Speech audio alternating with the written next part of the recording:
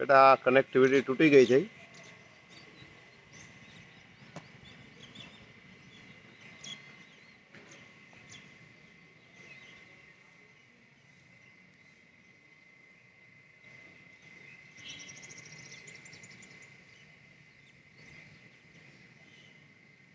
Connectivity તૂટી ગઈ હતી છોકરાઓ.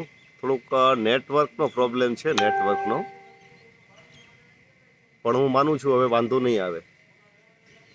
પાછા જોડાઈ જાઓ બધા. ડેટા ઉપર લઈ લીધું છે મેં. વાઈફાઈ કદાચ અગાસી ઉપર દૂર પડતું હોય એટલે કનેક્ટિવિટી તૂટી ગઈ હતી. સરસ. વહેલું ઉઠવાની વાત આપણે કરતા હતા. તમે આટલા વિદ્યાર્થીઓ થોડાક વહેલા ઉઠીને લેક્ચર માટે આવો છો. હું માનું છું તમે કદાચ વહેલા ઉઠતા હશો. બ્રહ્મ મુહૂર્ત છે બહુ સારું હોય છે. જેટલું બને દી ઉગ્યા પહેલાં ઉઠી જવાની ટેવ રાખવી જોઈએ. હવે ઘણા વિદ્યાર્થીઓ વહેલા ન ઉઠતા હોય અને એને વહેલું ઉઠવું હોય તો કેવી રીતની ટેવ પડે? તો એક વસ્તુ યાદ રાખજો, જીવનમાં એક નિયમ હોવો જોઈએ. નિયમ અને નિયમિતતા, આ બે વસ્તુ જેના જીવનમાં હોય ને, નિયમ અને નિયમિતતા, એ ખૂબ આગળ આવે છે. કોઈ પણ ક્ષેત્રમાં આગળ આવે છે. જે પોતે જે ક્ષેત્રમાં એ ક્ષેત્રમાં આગળ આવે છે. મનુષ્ય જીવનની અંદર પણ એ સારા ચારિત્રના બને છે. બાળક હોય આપણું, બાળપણથી નિયમ શીખવવો જોઈએ. ભલે નાનો એવો નિયમ, પણ એના જીવનમાં નિયમનું પરિપાલન કરવાની ટેવ પાડવી જોઈએ. હવે આ નિયમો કેમ પડે છે? આપણે ત્યાં તમને ખબર હોય તો ખાસ કરીને બહેનો વ્રત લેતા હોય છે. વ્રત, દિત્વાર, મોરાકત, આવા બધા વ્રત લેતા હોય છે. એમાં કંઈક વસ્તુ નહીં ખાવાની. મોરો દિત્વાર, મોરો એટલે આખો દિવસ મીઠું ન ખાય. આપણા ધર્મશાસ્ત્રમાં વ્રતને એક મહત્વ છે. વ્રત શું છે? વ્રત શા માટે?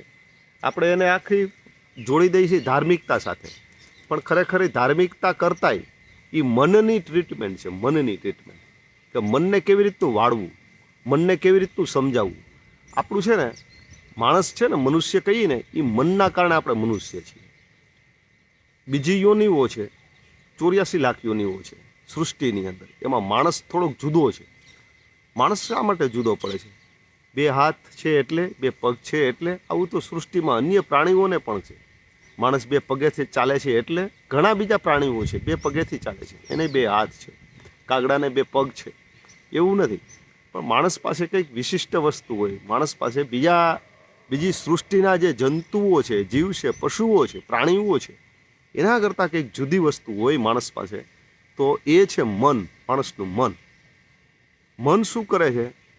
મન અને બુદ્ધિના કારણે માણસ આખી સૃષ્ટિના 84 લાખ જીવ જંતુઓ છે, 84 લાખ યોનિઓ છે, એમાંથી માણસ એક જુદો શું કામે પડે છે? એની પાસે મન અને બુદ્ધિ છે.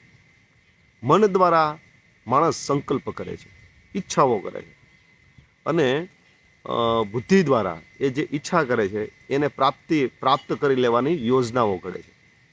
માનો કે આકાશમાં મેં ઉડતું પક્ષી જોયું. માણસે પહેલાં આકાશમાં ઉડતું પક્ષી જોયું એટલે શું થયું એને? કે હું આમ ઉડી શકતો હોઉં તો. એટલે શું કર્યું એણે પ્રયત્ન કર્યો, એણે યોજના ઘડી કાઢી. રાઈડ બંધુઓએ પૂઠાઓ બાંધ્યા, પતરાઓ લીધા, દરિયા કિનારા ઉપર પંખી લઈ આવ્યા અને પ્રયત્ન કર્યા કે હું આ પક્ષીની જેમ ઉડી કેમ ન શકું. ને માણસે શું કર્યું? પક્ષીની જેમ ઉડવા લાગ્યું આકાશમાં. પ્લેન બનાવ્યું, હેલિકોપ્ટર બનાવ્યું. માણસને ભગવાને પાંખ નહોતી આપી, પાંખ તો પક્ષીઓને આપી હતી. પણ માણસ જે ઈચ્છા કરે છે એ કરી શકે છે, કારણ કે માણસ પાસે મન અને બુદ્ધિ છે. આમ જુઓ તમે તો આખી સૃષ્ટિમાં માણસ કેવો? આખા સૃષ્ટિના પ્રાણીઓને તમે જુઓ તો માણસ જેટલો સુવાળો કોઈ નહીં. આપણે રહેવા માટે ઘર જોઈએ. માણસ સિવાય કોઈ એવો છે કે ઘરમાં રહીએ, ઘર બાંધે? આપણા પશુઓ, પાલતુ પશુઓને આપણે ઘરમાં રાખીએ જુદી વાત છે, પણ એ પાલતુ પશુઓને પણ તમે જંગલમાં મૂક્યા હો તોય જીવે. માણસ ન જીવે. એટલે બધા માણસ ન જીવે. બધા જ માણસને ચાલો મૂકી આવીએ આપણે જંગલમાં, ન જીવે. માણસ હાવ સુવાળો છે. જુઓ તો હરણનું બચ્ચું એક વખત જન્મીને 1 જ કલાકની અંદર 4 પગે દોડતું થઈએ. એક વખત માનું ધાવણ લઈએ પછી એની પાછળ શિકારી પડે ને તો એ એની માની સાથે દોડતું થઈ જાય છે. અને માણસનું બચ્ચું 9 મહિના 12 મહિના સુધી પાપા પગલીઓ કરે છે, ચાલતું નથી. 8-10 મહિને એક આમ ડગમગ ઊભો રહીએ ને તો આપણે આખા ગામને વાત કરીએ કે આજે મારો મુનિયો ડગમગ ઊભો રહ્યો, પગલી જ પાડી, હાલતો થયો. આવું કરીએ છીએ. આટલો સુવાળો માણસ છે. પશુઓને જુઓ તમે, હાથીને જુઓ, હાથી શું વિશાળ કાયા છે. ઉપરથી કંઈ એની ઉપર પડ્યું હોય તો હાથીને હેમરેજ ન થાય. અને માણસ આમ બેઠો હોય ઉપર વાત કરતો હોય, ઉપરથી એક નાનું એવું લાકડું માથા ઉપર લાગે ને કે બેચારો કંઈક કામ કરતો હતો ને ઉપરથી એક લાકડું પડ્યું ને મગજમાં લાગી ગયું, હેમરેજ થઈ ગયું, માણસ મરી ગયો. સિંહ જુઓ, સિંહ કેટલો વિકરાળ છે. આમ એક પંજો મારી દે ને ખાલી તો માણસ આમ હેઠો પડી જાય તો એને હેમરેજ થઈ જાય. એટલો સક્ષમ. બધા પશુઓ પ્રાણીઓ મજબૂત, છતાંય માણસને શું કીધું? તસ્યા અમૃતા પુત્રા. ઉપનિષદો પાસે જાઓ તમે, ઉપનિષદો એમ કે મનુષ્ય માટે શબ્દ વાપરે, તસ્યા અમૃતા પુત્રા, તું અમૃતનો પુત્ર છો. શા માટે માણસને અમૃતનો પુત્ર કીધો? ભાઈ, સૃષ્ટિમાં માણસ જેવો તો હુવાળો કોઈ નથી. માણસ ગરમી નથી ખાઈ શકતો, માણસ ઠંડી નથી ખાઈ શકતો. માણસ આખું ચોમાસું બહાર રહે તો માણસ પતી જાય, મરી જાય. કોઈ વૃદ્ધ ન જીવે, કોઈ બાળક ન જીવે. પણ છતાંય માણસને ઉપનિષદોએ તસ્યા અમૃતા પુત્ર કીધો. એક વખત એક વાર્તા છે, એક ધર્મના કોઈ શાસ્ત્રમાં મેં વાંચેલી કે એક વખત બધા જ પ્રાણીઓ ભગવાન પાસે ગયા ફરિયાદ લઈને. ભગવાનને ફરિયાદ કરે છે કે ભગવાન, આ તે માણસને તસ્યામૃતા પુત્ર કીધો, શા માટે? તે એમને તસ્યામૃતા પુત્ર કેમ કીધો? તું અમૃત, તું સૃષ્ટિનો રાજકુમાર છો, તું સૃષ્ટિનો અમૃત છો. અમારા માટે કેમ ઉપનિષદમાં કાંઈ આવું કંઈ વિધાન ન કીધું? કાગડાએ કીધું, કૂતરાએ કીધું, ગધેડાએ કીધું, આ બધા જ ગયા. સિંહ ગયો, એમણે કીધું. સિંહે કીધું, જુઓ ભગવાન હું કેવો. પણ આ માણસને તે અન્યાય અપક્ષપાત કર્યો. બધા પશુઓની ફરિયાદ હતી, ભગવાન તે પક્ષપાત કર્યો છે. અને આ બધા જ પ્રાણીઓ એક માણસને સાથે લઈ ગયા હતા. આ માણસ કેવો હતો? દુર્ગુણોથી ખદબદતો માણસ, એકદમ મલિત થયેલો માણસ.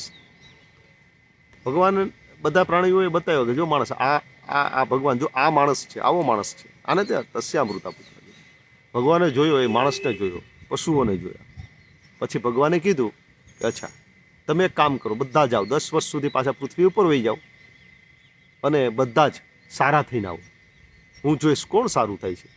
કૂતરાને કીધું કે જો તારું આ ભોંકવાનો અને નકટાઈ છે, તને કોઈ રોટલું બટકું ફેંકે તો તું આમ પૂંછડી પટપટાવતો હોઈ જાય ને, આ તારી નકટાઈ છે, તું ભોંકે છે, નકટાઈ છે, છોડીને આવ.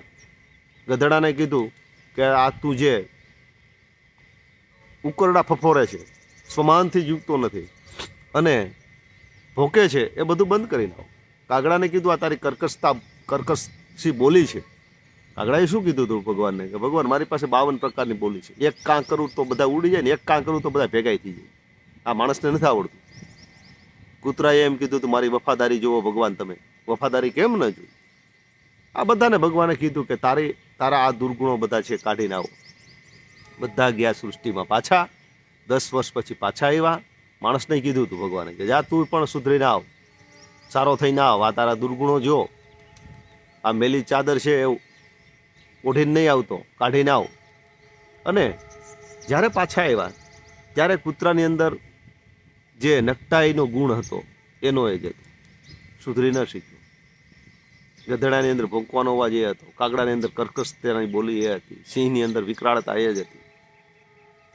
અને માણસને જોયો હતો, માણસ તો શ્વેત થઈને આવ્યો હતો, એકદમ શ્વેત, અંદરથી જળહળતો માણસ,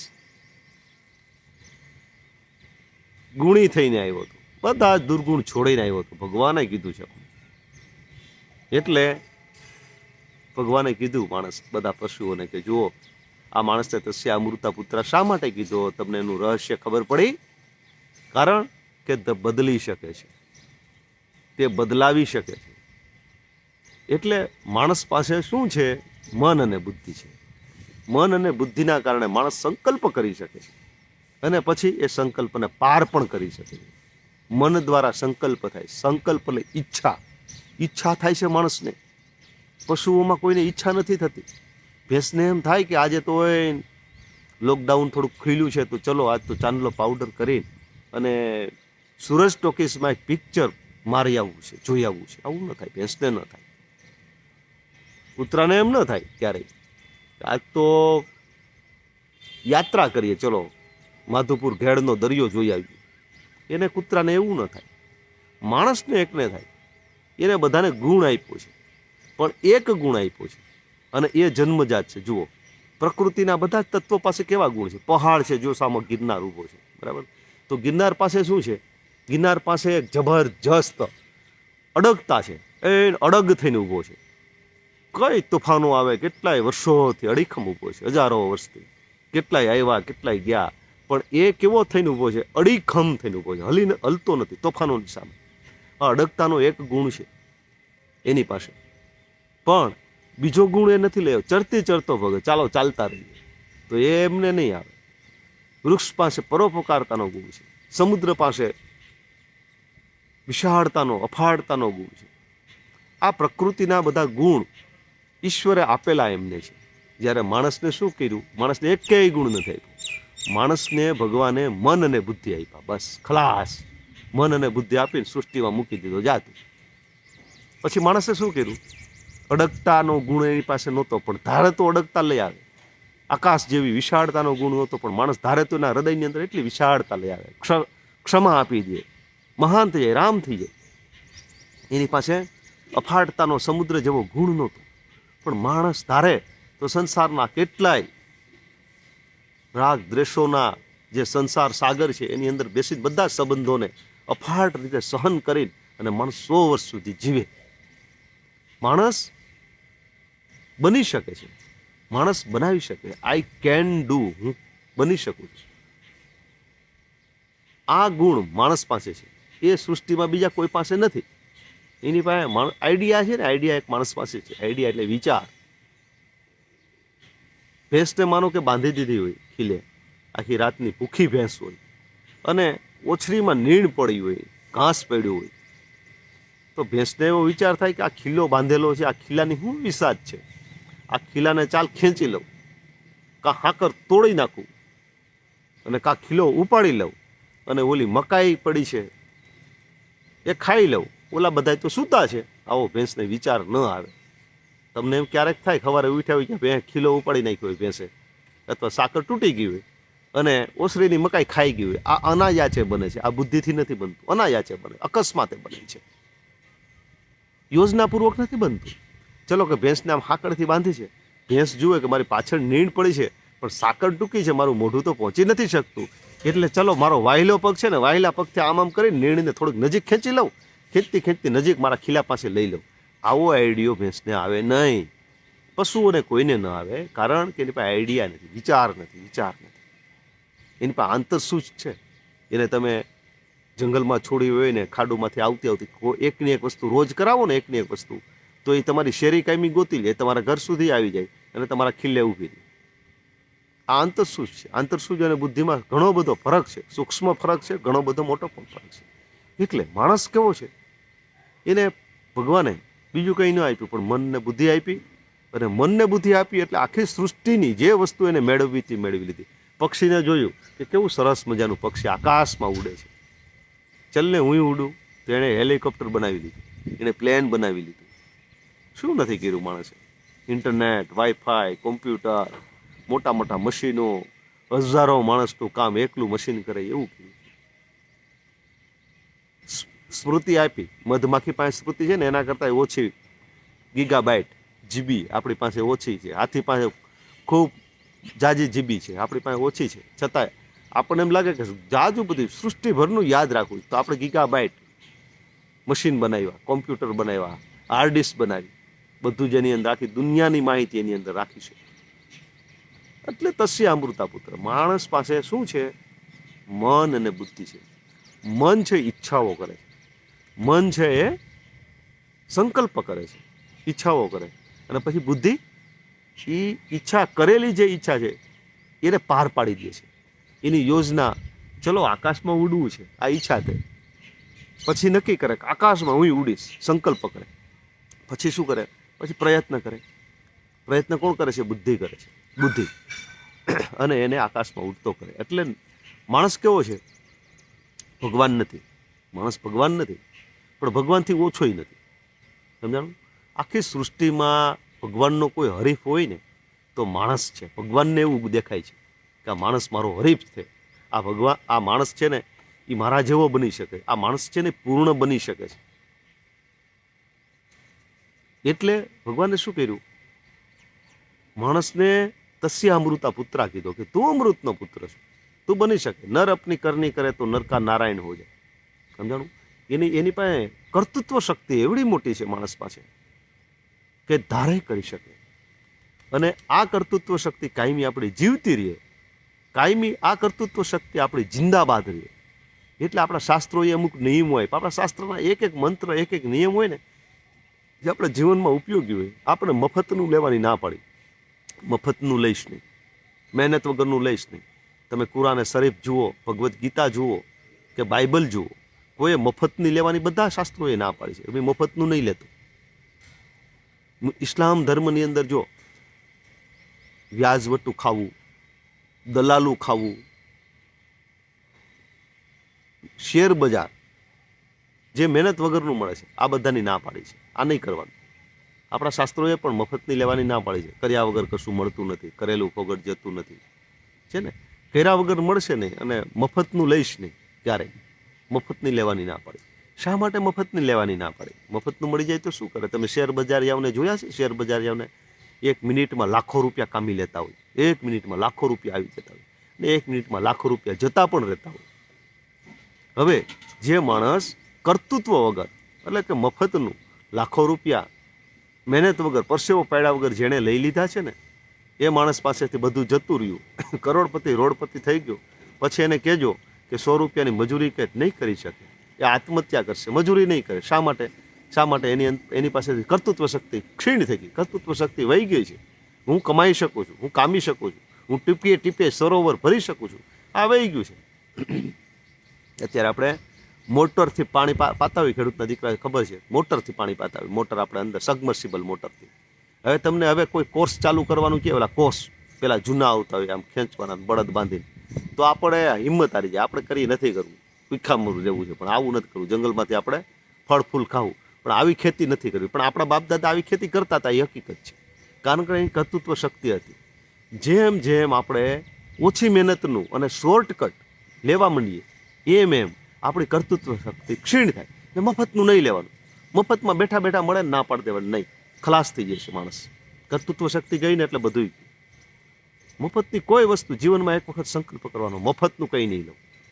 અને મફતનું મળે ને એમાં મજા ન હોય. મફતનું મળે એમાં કુદરત પણ ખુશ ન હોય. મફતનું મળે એમાં તેજસ્વીતા ન આવે. આપણી અંદર તેજસ્વીતા ન આવે.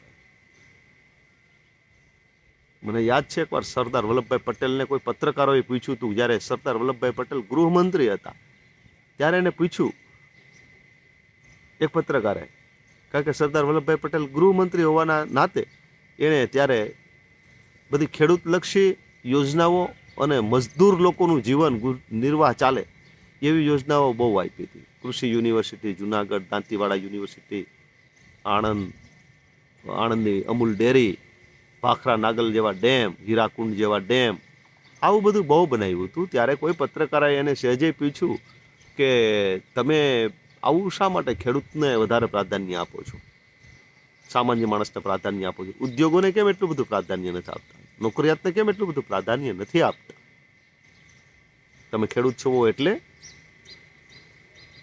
સરદાર વલ્લભભાઈ પટેલે કીધું, યસ, મને ખબર છે કે આ દેશને કોઈક દિવસ કોઈ લાલ આપવો પડ્યો હશે. આ દેશને કુદરત ક્યારેક કોઈ લાલ આપવા માગતું છે, કોઈ આમ તેજસ્વી મહાપુરુષને જન્મ આપવા કુદરત જ્યારે ઈચ્છતું હશે ત્યારે એ ક્યાં જન્મ આપશે ખબર છે? ત્રાજવેથી જોખીને અને કપટ કરતો કોઈ માણસ હશે, અથવા તો પેન ચલાવીને જે વ્યાજવટું કરતો છે એવા માણસને ત્યાં નહીં, પણ જે મહેનતનો પરસેવો પાડીને જે અન્ન ઉગાડતો હશે, એ અન્ન એના મજૂરી કરી અને એવું અન્ન લઈને એના બાળકોને ખવડાવતો હશે, એવા બાળકોની અંદર એવા બાળકોની બુદ્ધિની અંદર, એવા બાળકોની વૃત્તિની અંદર તેજસ્વીતા આવશે. અને આવા બાળકો મોટા થઈને આ દેશના સપૂતો બનશે, આ દેશના વીર બનશે. એટલે હું જે માણસો મહેનતનું કરી રહ્યા છે, મહેનતનું ખાઈ રહ્યા છે, એના માટે મારે આ ખુરશી ઉપર બેસીને જે સગવડ આપી શકું એમ છું એટલી સગવડતા આપું છું. હું ખરેખર તો માણસને સગવડતા નથી આપતો, હું કુદરતને લલકારું છું, હું કુદરતને આ બોલાવું છું, હું કુદરતને તેજસ્વી વીર પેદા થાય એવું વાતાવરણ, એવું કુદરત ઈચ્છે એવું હું આ કરી રહ્યું છું. આવું કીધું. એટલે મહેનત છે ને, મહેનત એ મહત્વની છે. માણસનું મન છે એને વૃત્તિ પેદા કરવાની. મન એટલે શું? આપણે એમ કહીએ મન એટલે શું? કેવું હશે મન? લાલ હશે, લીલું હશે, પીળું હશે? મન કેવું હશે? નાનું હશે, મોટું હશે? મન એટલે શું? મન એટલે બીજું કંઈ નહીં. મન એટલે આપણી વૃત્તિ. વૃત્તિ, આપણી વૃત્તિ કેવી છે એ આપણું મન છે. ક્યારેક આપણી વૃત્તિ કેવી થઈ જાય? વિલાસ, વિકાર, વ્યભિચારની ગુલામ થઈ જાય છે આપણી વૃત્તિ. એટલે આપણું મન એનું ગુલામ થઈ ગયું. અને ઘણી વખત આપણી વૃત્તિ છે એ વ્યભિચાર અને કોઈ વિલાસિતા જેવા વાતાવરણને સ્વીકારતું નથી. ત્યારે આપણા મનની આપણી જે વૃત્તિ છે એને આપણે આપણી માલિક નથી બનાવી, પણ વાસનાને એને ગુલામ બનાવી છે. એટલે માણસે મનનું માલિક બનવાનું, મનનું માલિક બનવાનું. જે માણસ મનનો માલિક બની જાય છે એ આખી સૃષ્ટિને જીતી લે છે. અને જે માણસ મનનો ગુલામ બને છે એ આખું જીવન હારી જાય છે. મન છે ને એના કારણે જ માણસ મનુષ્ય કહેવાય છે. મન છે એના કારણે જ માણસ આ સૃષ્ટિનો રાજકુમાર છે. એક વખત સિકંદર ભારત લડીને જતો હતો. ભારતમાં ઘણી બધી જીત પણ મેળવી હતી અને ઘણું બધું સહન કર્યું હતું. પણ છેલ્લે જ્યારે એને ખબર પડી કે હવે હું ઘવાઈ ગયો હતો એક ભીલડાઓના રાજ્યની અંદર તીરકામઠાઓથી, અને ત્યારે એ પાછું પોતાના દેશ ગ્રીકની અંદર વહી જવા માટે નક્કી કરે છે. અને જતો હોય ત્યારે એને યાદ આવે છે કે જ્યારે હું દુનિયા લડવા માટે નીકળ્યો ત્યારે મારા ગુરુજીને ચરણ સ્પર્શ કરવા ગયો હતો. એરિસ્ટોટલ એમના ગુરુ હતા. અને મેં મારા ગુરુજીને પૂછ્યું હતું કે ભારત હું જાઉં છું, કારણ કે એરિસ્ટોટલ છે ને ભારતના ચાહક હતા. એરિસ્ટોટલના ગુરુ પ્લેટો એ ભારત આવેલા, ભારતના ગંગા નદીના કિનારે બેસી ગયેલા છે. દિલ્હીની અંદર પ્લેટો ફરી ગયેલા છે અને ભારતનું સાહિત્ય એમણે રિપબ્લિકની અંદર વર્ણવ્યું હોય અથવા તેમાંથી આઈડિયા લીધા હોય એવો ઉલ્લેખ છે. એટલે પ્લેટો ભારતના ચાહક હોવાના કારણે એના શિષ્ય એરિસ્ટોટલ, આમ તો પ્લેટો જ નહીં, સોક્રેટિસ પણ, પ્લેટોના ગુરુ સોક્રેટિસ પણ ભારતના ચાહક હતા. ટૂંકમાં છેલ્લે પ્લેટોનો શિષ્ય એરિસ્ટોટલ એમ વિચારે છે કે મારા ગુરુને હું ચરણ સ્પર્શ કરવા ગયો અને કીધું તું હું ભારત જાઉં છું, ભારતથી શું લઈ આવું? ત્યારે એણે કીધું હતું કે જો ભારત, પહેલાં તો એવી સલાહ આપી હતી તું ભારત નહીં જતો, ભારતને જીતવાની જીદ નહીં કરતો, ભારત જીતી નહીં શકાય. એ સંસારના માણસોને આજ સુધીમાં કોઈ જીતી નથી શક્યું, એને કોઈ ગુલામ નથી બનાવી શક્યું. અને છતાંય તું જતો અને જીતે, અને જો શક્ય બને તો ભારતનો એક સંન્યાસી મારી પાસે લઈ આવજે.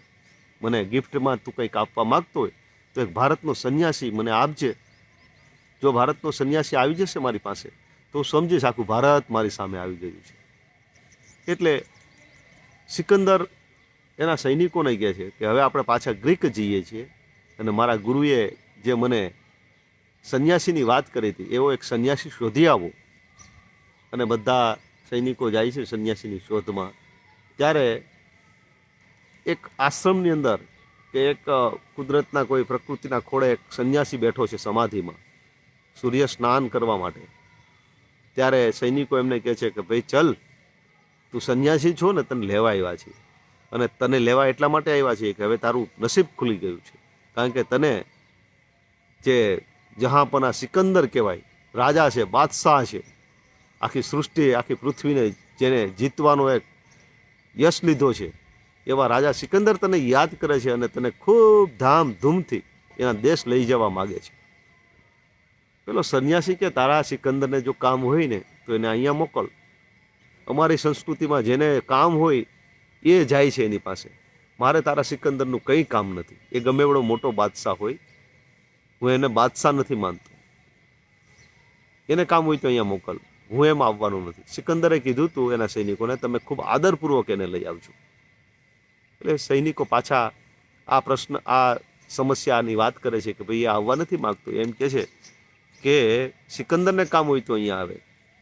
તો સિકંદર એમ કે મારા ગુરુની આ ભેટ છે, એના માટે મારે જવું પડે તો હું પણ આવીશ.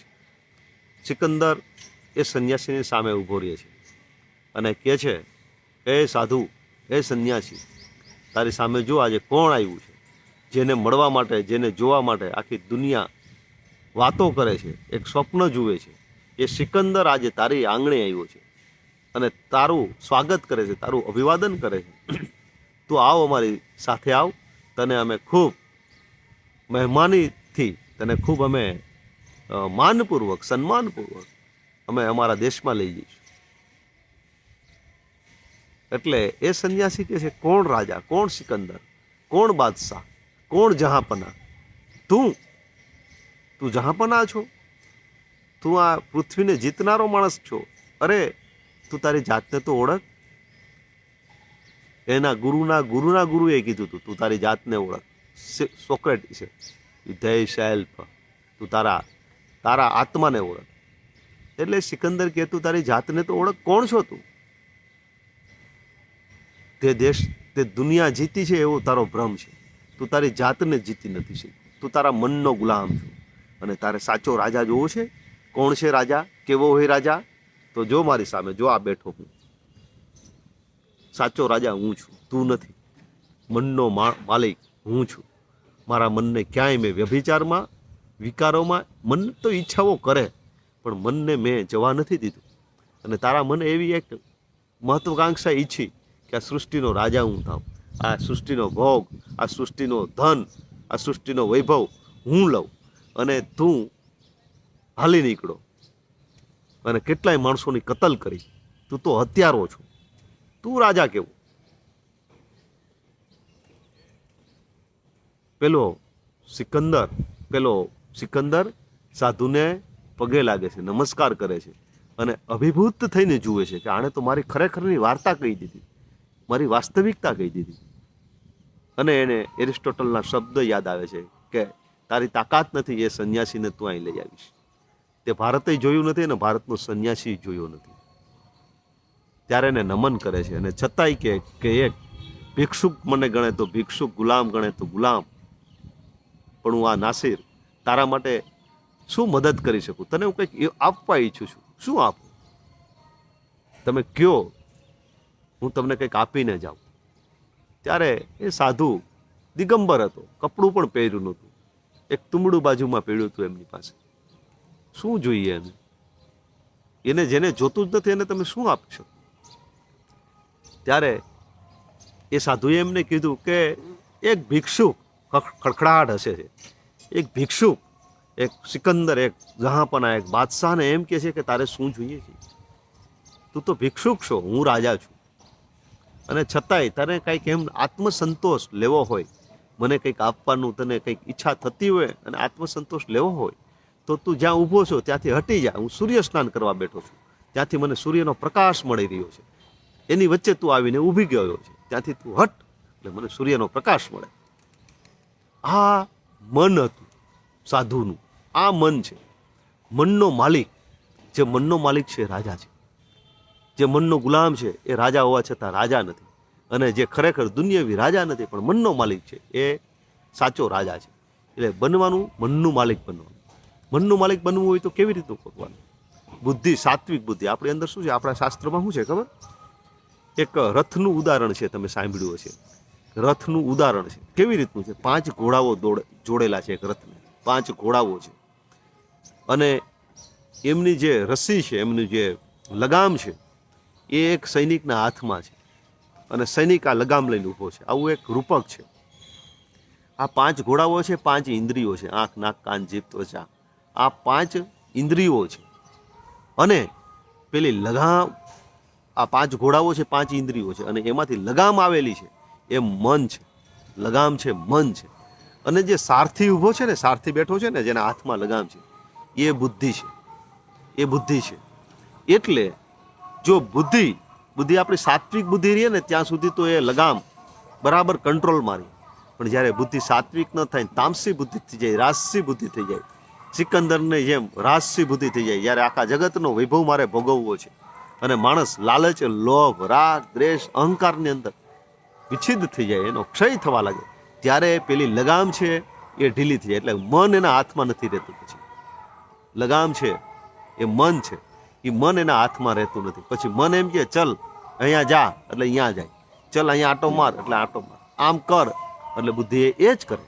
પછી મનનો ગુલામ થઈ જાય છે. બુદ્ધિ મનની ગુલામ થઈ જાય એટલે ખલાસ.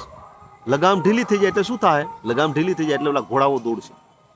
ઘોડાઓ બધી ઇન્દ્રિયો છે, ઘોડાઓ દોડશે અને સામે લીલોતરી છે. એટલે વાસના, વ્યભિચાર, જે વિષય કહીને વિષયોનું જગત છે આખું.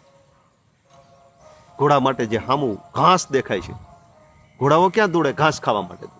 એમ ઇન્દ્રિયો ક્યાં દોડે? વિષયોને લઈને. આંખને જોવું ગમે. હવે જોવાની બે વસ્તુ છે. આ ઇન્દ્રિયોથી આપણે છે ને સાત્વિકતા, એટલે ઇન્દ્રિયોથી બળ આપણે અંદર ભરી પણ શકીએ, આપણે અંદર બળને ભરી પણ શકીએ, અને આ ઇન્દ્રિયો દ્વારા આપણે બળને, આપણી ઉર્જાને ખલાસ પણ કરી શકીએ. કોણ કરે છે આ? આપણું મન. મન શું ઈચ્છે છે? મનની વૃત્તિ કેવી છે? મનની વૃત્તિ સાત્વિક છે. જો મનની વૃત્તિ સાત્વિક હોય તો મન પ્રાપ્ત કરી શકે, ઉર્જાઓને પ્રાપ્ત કરી શકે, મન મોક્ષ સુધી પહોંચી શકે. એટલે સાચા અર્થમાં મોક્ષ આપણે ક્યાં કોને કીધો છે? સા વિદ્યા વિમુક્તે, એટલે કે બધા જ વિકારોમાંથી જે મુક્ત કરે છે એને સાચી વિદ્યા કીધી છે. એટલે મન જ્યારે વિકારોમાંથી મુક્ત થાય એને આપણા શાસ્ત્રકારોએ મોક્ષ કીધો છે, એને નિર્વાણ કીધું છે ભગવાન બુદ્ધે. સમજાણું? ભગવાન બુદ્ધે શું? તૃષ્ણા એવો શબ્દ આવ્યો. તૃષ્ણા એટલે તરસ. તરસ પાછળ દોડે છે માણસ. આ જે તરસ છે એ તૃષ્ણા ખલાસ થાય, તૃષ્ણા જતી રહી અને માણસ તૃપ્તતાથી તૃષ્ણાને છોડી દે. જેમ યયાતિ રાજાએ અને જેમ વાત્સ્યાને જેમ કીધું છે કે આ તો ભોગ છે, આને તો છોડવા જ ભલા. જેમ જેમ એની પાછળ પડશું એમ એમ વિલિસતા જશે, એમ તે એની જ્વાળાઓ ઉગ્ર થતી જશે, જ્વાળાઓ ફળકતી જશે. પણ એને છોડી દેશું તો એ છૂટી જશે. એની પાછળ ભમવું નહીં, એની પાછળ દોડવું નહીં. તો આવું મન બનાવવું તો કેમ બનાવવું? આવું મન બનાવવું તો કેમ બનાવવું? એના માટે થઈને આપણા શાસ્ત્રકારોએ મેં શરૂઆતમાં વાત કરી એમ વ્રત આપ્યા છે. વ્રત એટલે કે વ્રત એટલે બીજું કંઈ નહોતું. વ્રત એટલે કોઈ ધાર્મિક પુણ્ય મળે, આ મળે, તે મળે, સારો વર મળે, સારું કંઈક મળે, સારું પૈસો મળે, આવું નહોતું. વ્રત એટલે મનની એક ટ્રેનિંગ હતી. મનની ટ્રેનિંગ, મનને એક મહાવરો આપવાનો. ચલો હું અહીં બેઠો છું અને સરસ મજાનું મારી પાસે રેડિયો છે અથવા ટેપ છે, સરસ મજાનું ગીત આવે છે, મારી પસંદગીનું ગીત આવ્યું ને એ સમયે મારે મનને પ્રેક્ટિસ આપવાની. હું એને બટન બંધ કરી દઉં, મારે નથી સાંભળવું. મારા મનને કહું તારી ઈચ્છા છે ને, બહુ જ ઈચ્છા છે મનને એ સાંભળવાની, છતાં હું બંધ કરી દઉં. શા માટે? મનને કહું છું ભાઈ જો તું ચાહે એ બધું તને મળે નહીં. હું ઈચ્છું, હું એટલે મારી અંદર સાત્વિકતા છે, મારો આત્મા છે, મારી બુદ્ધિ છે, એ ઈચ્છે કે નહીં બરાબર છે, આ કરવું જ જોઈએ, વહેલું ઉઠી જ જવું જોઈએ, તો તારે ઉઠવું પડે ભાઈ. અને તું એમ કે મારે મોડા સુધી સૂઝ છે, તો એ નહીં બને. મન બધું ઈચ્છે છે, પણ ક્યારેક મનનો કાઠલો પકડી અને મનને બેસાડી દેતા માણસને આવડવું જોઈએ. કાઠલો પકડીને બેસાડી દે, બેસ, આ ન બને. માણસ છું, કોણ છું? કસ્તમ કહમ કૃતાયાત, કોનો દીકરો છું, કેવો છું, લોકો મારા પ્રત્યે કયા ભાવથી જોવે છે.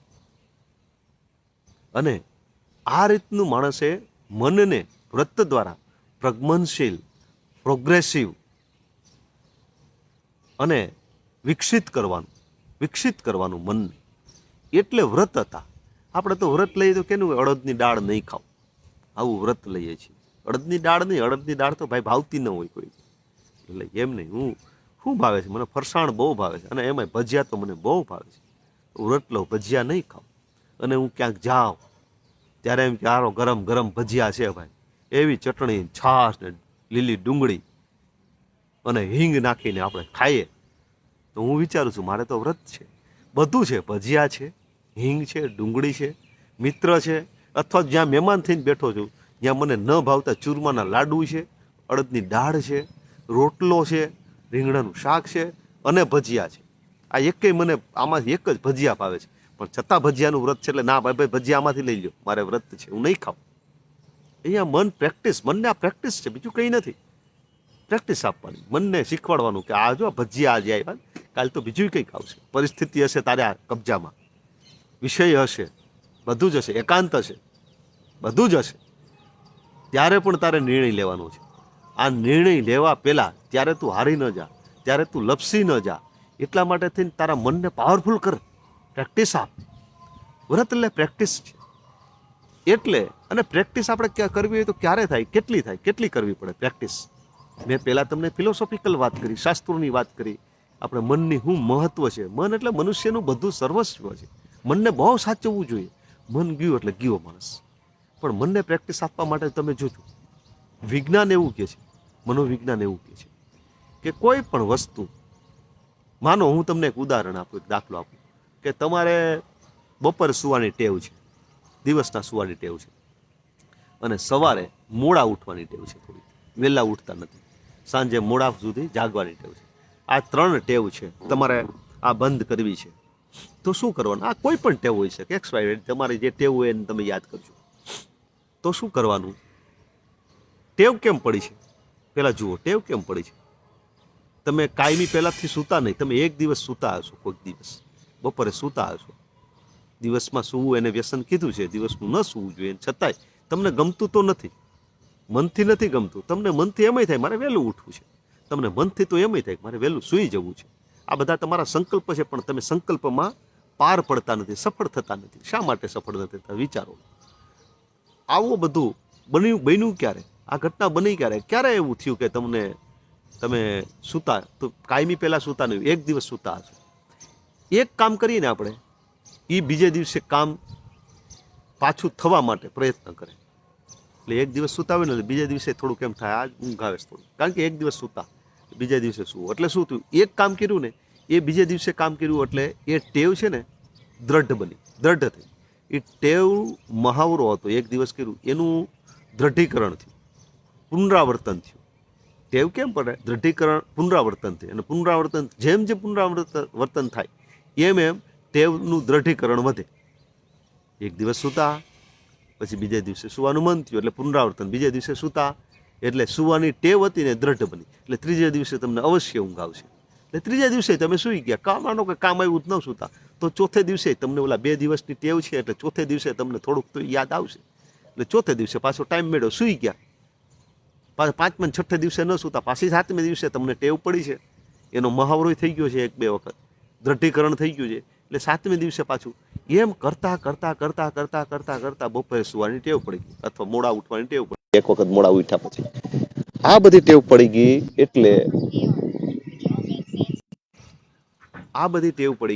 એટલે શું થયું? આ બધી ટેવ પડી ગઈ એટલે શું થયું?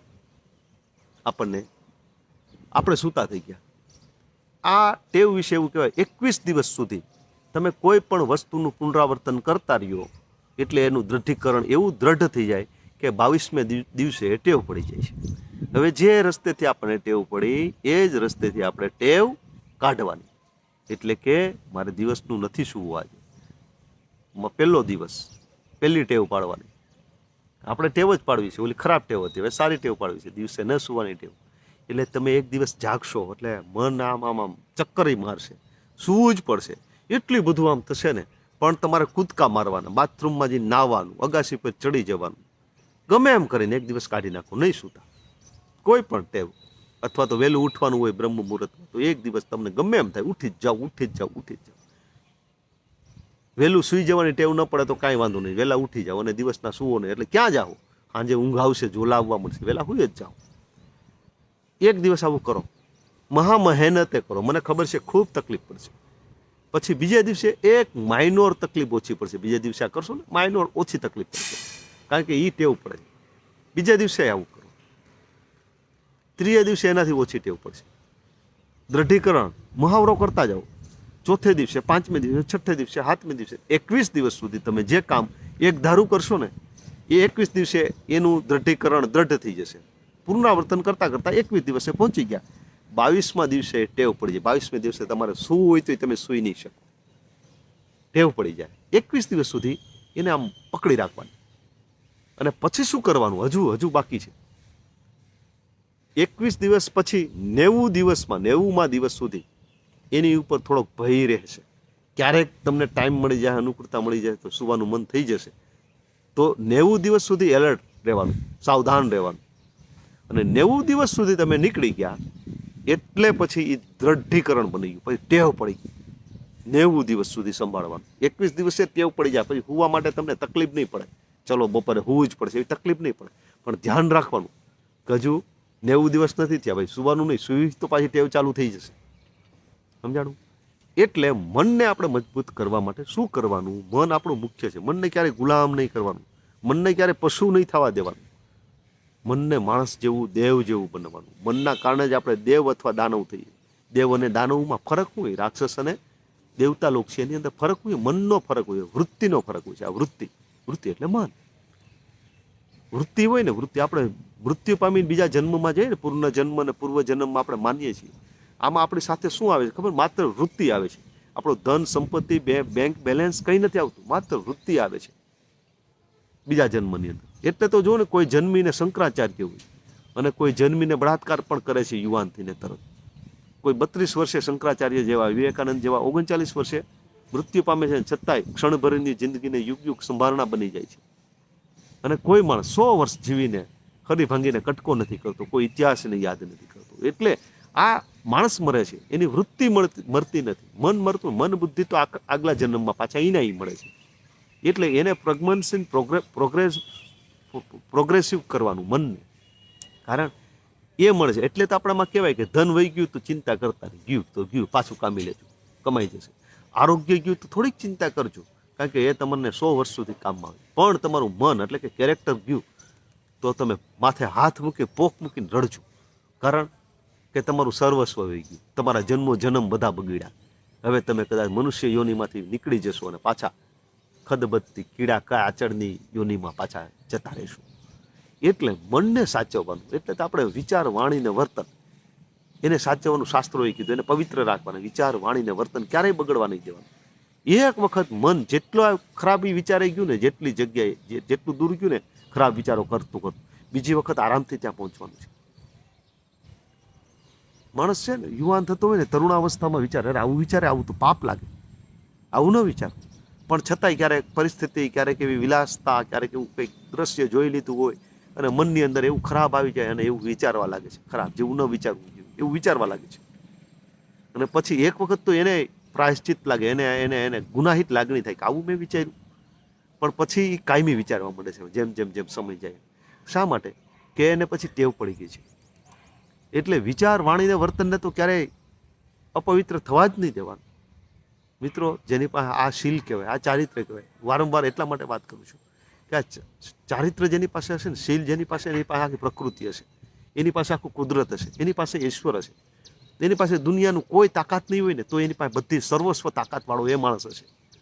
આખી દુનિયાનો મત નહીં હોય ને એની પાસે એક શીલવાન હશે, એક ચારિત્રની એક તાકાત હશે એની પાસે, તો આખી દુનિયા એને ઝૂકશે. પણ આખી દુનિયાનો મત હશે પણ એક ઈશ્વરનો મત નહીં હોય ને તો એ માણસ હારશે.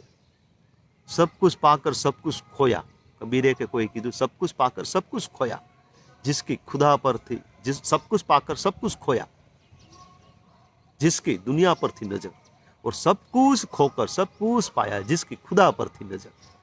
ઈશ્વર ઉપર જેની નજર હતી ને, ઈશ્વરને નજરમાં રાખીને હાયલો ને જે માણસ, એને કદાચ લાગે કંઈ ન મળ્યું પણ એને બધું જ પ્રાપ્ત કરી લીધું છે. અને જેની દુનિયા ઉપર નજર હતી એને કદાચ બધું જ પ્રાપ્ત કરી લીધું, એમ લાગે કે ઓહો બધું જ પ્રાપ્ત, પણ એને બધું જ ખોયું છે. સમજજો, કારણ કે દુનિયાને નજરમાં રાખી, ઈશ્વરને નજરમાં નથી રાખી.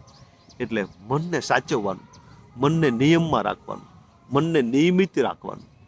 મનને એકને સાચવી લેશો એટલે બધું જ સચવાઈ જશે. કેટલો ટાઈમ થયો છે બેટા? ચલો, અહીંયા હું આ લેક્ચર પૂરું કરું છું. મને એક ફોન વારંવાર આવે છે અને આજે બધા લેક્ચર ચાલશે તમારા ઓનલાઈન ચાલશે, બધા હવે ઓનલાઈન ચાલે જ છે લેક્ચર. બીજું કે થોડા કોરોનાની પરિસ્થિતિ ગંભીર બનતી જાય છે એટલે બધા સાચવજો, સરસ મજાના લેક્ચર ભરજો. મટીરિયલ્સ ઘટતું હોય તો તમારા અધ્યાપક પાસેથી લઈ લેજો. એસાઇનમેન્ટ જેમના બાકી હોય એસાઇનમેન્ટનું પણ કામ કરવા માંડજો. જ્યારે કોરોના થોડોક કંટ્રોલમાં આવશે ત્યારે તમારી પરીક્ષા ગોઠવાશે. આમ તો મે મહિનામાં તમારી પરીક્ષાઓ હતી બધાની, પણ હવે પરિસ્થિતિ કેવી આગળ નીકળે છે એના વિશે હું કહી ન શકું, પણ તમારે તો મે મહિનાનું જ રાખવાનું મનમાં. વાંચો બધા, બેસ્ટ ઓફ લક બેટા બધાને, અને સરસ મજાનું જીવન જીવો. આવજો બેટા, બધા આવજો.